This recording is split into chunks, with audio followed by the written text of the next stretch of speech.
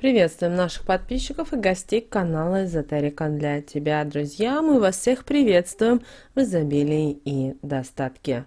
Сегодня в этом видео мы поговорим о цветах, о растениях, которых ни в коем случае нельзя держать в доме. Если эти цветы есть в вашем доме, знаете, неприятностей и проблем вам не избежать. Поэтому в самое ближайшее время подумайте о том, чтобы эти цветы не были в вашем доме.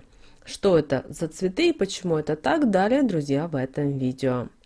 У каждого из вас в доме много вазонов. Многие из нас очень любят цветы и, не задумываясь, сносят всех их в свой дом или квартиру. Но вы должны понимать, что далеко не все цветы излучают вот эту благоприятную созидательную энергетику и притягивают в ваш дом счастье, удачу, благополучие, изобилие и достаток. Чтобы не принести в дом растение, которое будет разрушать вашу энергетику, очень нужно правильно подойти и изучить этот вопрос, так как плохая энергетика в доме будет мешать вашим начинаниям, поэтому лучше избегайте ее. А чем лучше энергетика в вашем доме, тем успешнее будут и все ваши дела, успехи и взаимоотношения с вашими близкими и родными. Так все же, какие цветы нельзя держать в доме? Первое растение, которому мы уделяем внимание, это диффенбахия. Это растение, которое совсем не предназначено для дома или квартиры. Почему? Дело в том, что оно будет собирать всю положительную энергию по дому, не давая хорошей энергии распространяться и притягивать в дом положительные моменты, блокируя энергию счастья, удачи и благополучия.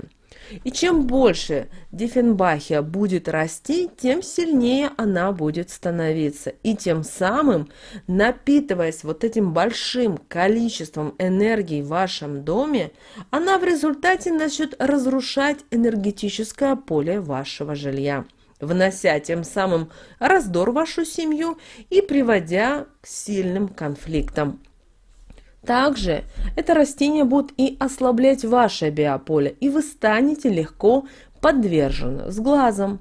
Вы сами начнете впитывать весь негатив, который будут посылать вам ваши недоброжелатели и враги. Поэтому 10 раз подумайте о том, нужна ли вам диффенбахия в вашем доме.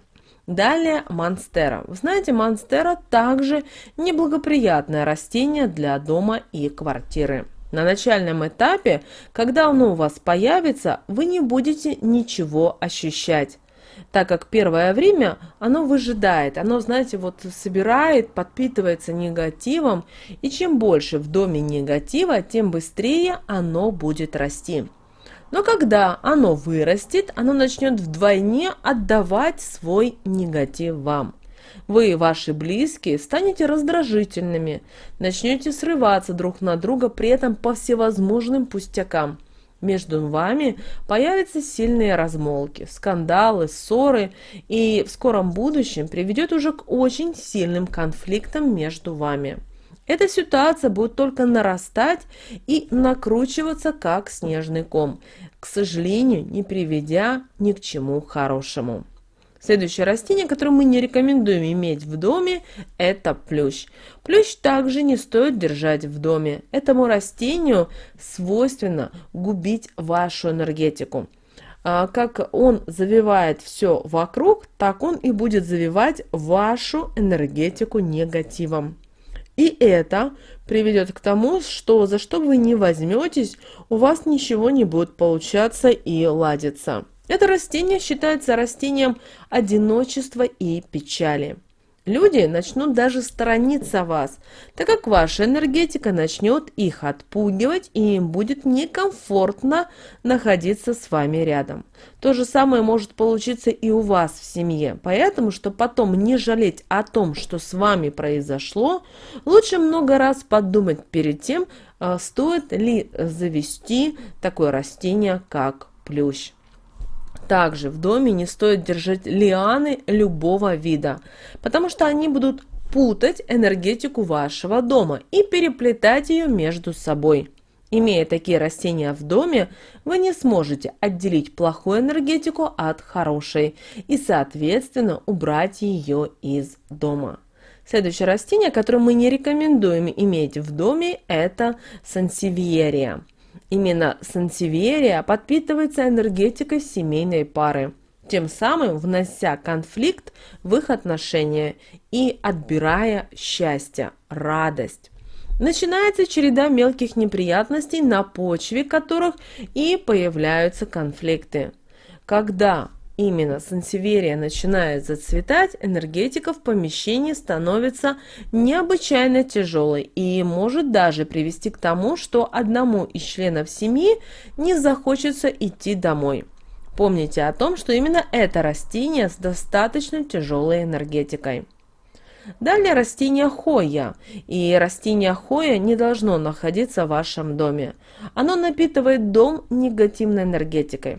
Оно подпитывается энергией мужчин и сильно вредит их биополю, что принесет в жизнь множество неблагоприятных моментов и даже нехороших ситуаций.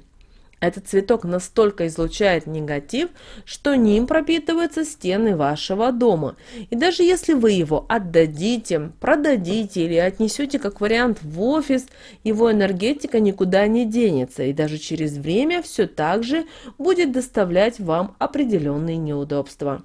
Именно это растение нужно убрать только после чистки вашего дома. Также не нужно в доме держать такое растение, как бонсай. Да, это сейчас модно, но такое растение искусственно остановлено в росте и завито. Это приведет лишь к тому, что у вас в доме постоянно будут виться какие-то непредвиденные ситуации и моменты. А на работе карьерный рост останется на одном месте и не будет никаких продвижений. Также это растение остановит и денежные потоки энергии в ваш дом. И у вас могут начаться банально финансовые проблемы, которые будет не так просто решить. С бонсаем, что еще хотим сказать, очень важное, бонсаи, если вы за ними смотрите, и они начинают вянуть или начинают болеть ни с того ни с сего, то знаете, у вас в скором времени начнутся проблемы. Если находится именно бонсай у вас на работе, то знаете, в ближайшее время у вас могут начаться проблемы в бизнесе, с конкурентами, с партнерами и так далее. Если это мы говорим о доме, то кто-то из членов вашей семьи начнет неправильно и иррационально использовать деньги, что также приведет к не очень хорошим последствиям. Поэтому вообще старайтесь бонсай обходить.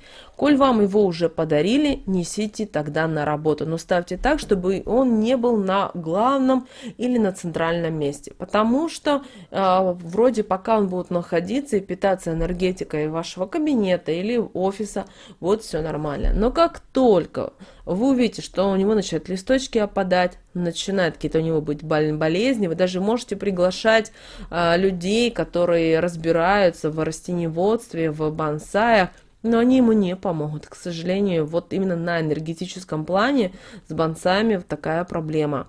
Кактус также нежелательно держать в доме. Его колючки, знаете, они разрушают потоки энергии, которые попадают в ваш дом. И колючками он будет рассеивать энергию в разных направлениях, и в результате она не попадет в нужном для вас направлении. Поэтому, если надумали его завести, разместите так, чтобы он не находился на таких сакральных местах, как подоконник и стол. К числу растений, которые нарушают энергетику вашего дома и распространяют свою плохую энергетику по нему, относятся все растения, которые имеют острые листья. Такие растения приносят неблагополучие, приносят ссоры, скандалы и разногласия в семью. Иголки и колючки на цветах и растениях в доме также провоцируют скандалы, поэтому, когда вы будете выбирать растения, то лучше берите только цветущие и с красивыми листиками мягкой округлости. И смотрите, чтобы именно эти растения были здоровыми. Не смотрите, что они продаются по скидке. Очень многие смотрят: ой, скидка, дорогое растение, мне по скидке возьму-ка я его. Вы знаете, оно может быть изначально уже быть больное. Дорогие, хорошие растения никогда не продаются по скидке. Даже чтобы вам не рассказывали. Знайте о том, что на энергетическом плане уже произошли какие-то трансформации. И это в дальнейшем повлияет на вашу жизнь. Поэтому, пожалуйста, внимательно подходите к выбору растений в ваш дом. И тогда в вашей жизни действительно все будет хорошо. Не старайтесь использовать растения-вампиры в своей жизни, потому что они также несут определенный негатив, несут определенные проблемы в вашу жизнь. Нужно ли вам это? Наоборот, думайте о том, что вам нужно сделать для того, чтобы привлечь изобилие, достаток, благополучие, чтобы у ваших членов семьи также было все отлично и чудесно. Потому что в семье, когда у всех все хорошо, то тогда и жизнь по-другому развивается, движется, появляются возможности, появляются люди и так далее. Помните о том, что во всем нужно работать комплексно.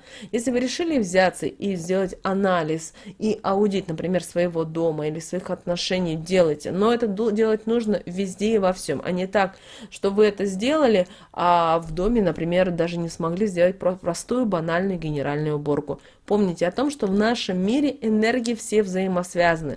Мы в материальном мире, к сожалению, этого не видим, потому что мы с вами живем в материальном мире.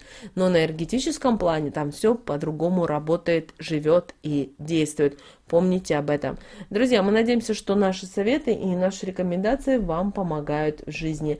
С вами, как всегда, был канал Эзотерика для тебя. Друзья, подписывайтесь на наш канал, ставьте лайк этому видео и обязательно поделитесь этим видео с теми, кого вы любите, кого вы цените, кому вы желаете мира, любви, гармонии. Пусть они также знают об этой важной и ценной информации. Друзья, ну а мы с вами уже услышимся буквально в следующем видео. Всем прекрасного дня